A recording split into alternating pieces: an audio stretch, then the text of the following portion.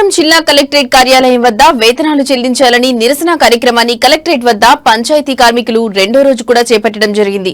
ఈ సందర్భంగా సిఐటియు నాయకులు మాట్లాడుతూ జిల్లాలోని అనేక గ్రామ పంచాయతీల్లో నెలల తరబడి వేతనాలు రాకపోవడంతో కార్మికులు తీవ్ర ఇబ్బందులు ఎదుర్కొంటున్నారని తెలిపారు. ఈ అంశంపై చాలా రోజులుగా స్థానిక కార్యదర్శులకు మొరపెట్టుకుంటున్నా స్పందించడం లేదన్నారు. 2 రోజుల నుంచి కలెక్టరేట్ వద్ద రిలే నిరాహార దీక్షలు చేపడుతున్నా ఎలాంటి చలనం లేదని, ఇప్పటికైనా 50% మేరకు వేతనాలు చెల్లించాలని కోరారు.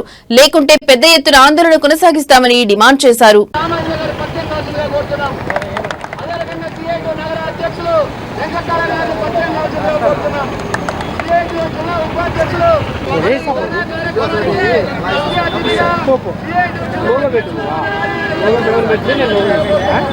ఇప్పుడే తీసుకొని వచ్చింది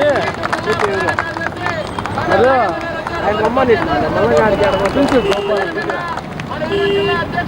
ఆడికి పోండి మీరు.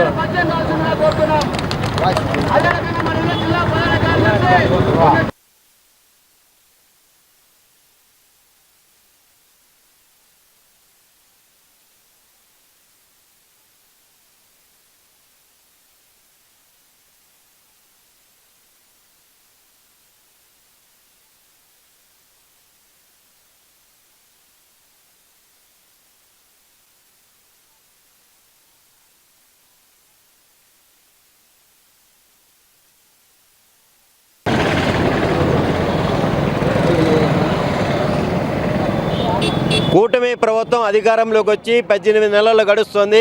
ఈ 18 నెలల కాలంలో అనంతపురం జిల్లా వ్యాప్తంగా ఉన్నటువంటి గ్రామ పంచాయతీ కార్మికులకు 8 నెలల బకాయి వేతనాలు ఉన్నాయి. కొన్ని పంచాయతీలు 6 నెలలు ఉన్నాయి, 2 నెలలు ఉన్నాయి. ఈ రకమైనటువంటి ఇబ్బందులు పడేటువంటి పరిస్థితి కొనసాగుతుంది. డిపో గారికి విజ్ఞప్తి చేశాం. అట్లాగే పవన్ కళ్యాణ్ గారికి గ్రామీణ అభివృద్ధి శాఖ మంత్రిగా ఉన్నారు, ఆయన కూడా విజ్ఞప్తి చేశాం.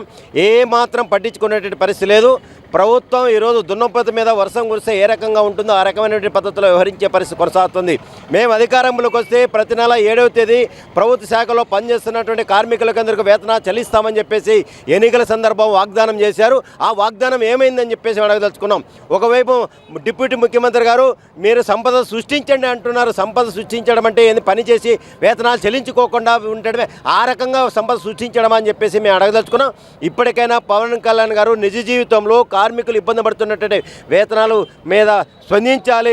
అందుకని ఈరోజు ప్రతిపక్ష పార్టీ ఎమ్మెల్యేలు ఇంకొకరిని ఈరోజు తిట్టడము